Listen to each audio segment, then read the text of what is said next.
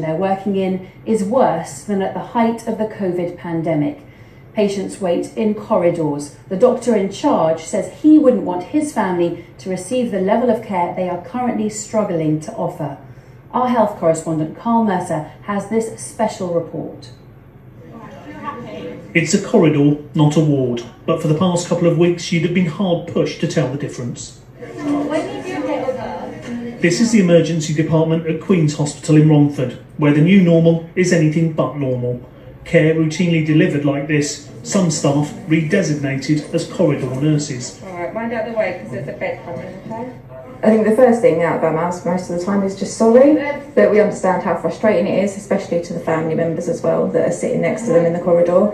It's really not nice, and some of them have been here over 24 hours. If we was in their shoes, then we'd be really upset as well. Put your best smile on. And how frustrating is that for you as a nurse who's come in to deliver care?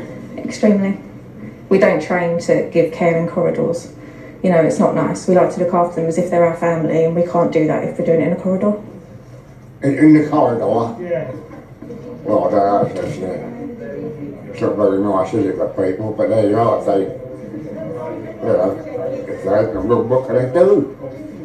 Today when we filmed, there were around 20 patients being treated in the corridors. More were arriving. How does it feel when you look behind you?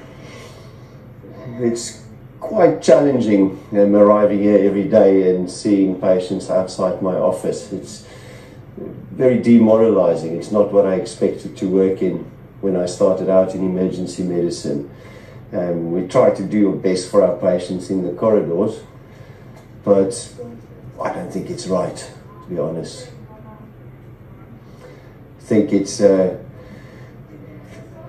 not what I would like to see for my own family, to see them in a corridor and be treated and people walking past. We try to make it as private and as dignified as possible, but it's still not what it's supposed to be. In the Majors ward here, things are full too. Patients here waiting to be admitted to a main hospital ward. It's going to be on the telly then. Yeah. People like Wendy and David and their son Ben, who've been waiting 8 hours. We've moved from the corridor, so we're now here. We've just got here. So then we need the doctor to come and decide what's happening from here. It's been a bit hectic, but like I was going to say, under the circumstances, we ain't got no complaints at all. Yeah, it is tough all round, but yeah, I can't praise them enough, to be honest with you. Difficult times, really difficult. Just the long waits in the corridor, and it's a heavy load. It's a heavy load. Difficult with staffing. It's just sad.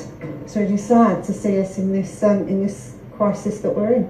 This hospital, like every other, is facing issues with being able to discharge patients who are medically fit to leave. Here, that's about 120 people a day, 120 beds that can't be used for new arrivals.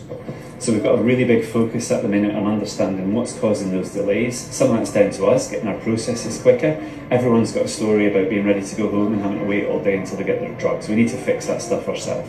But we also need to understand, why can't home care agencies get the staff to provide those packages of care? What can we do to fill more of the empty care home beds that can't be staffed in the area around the hospital? And what can we do working with primary care so that some people don't even need to come here in the first place? This is not what staff were hoping for after 2 years of COVID. The pressures can seem relentless. I feel at a loss about what to do and how to make it better. Part of my role is trying to make things better for staff and for patients, and I can't see anything that I can do. Obviously, it's very, very difficult to see patients and their relatives in this situation, and trying to provide care in those corridors and just waiting in the emergency department for such a long time. But also for the staff who I see coming in and working so hard and so tirelessly in just what are crazy situations. And I'm just not quite sure how I can do anything to make it better for them.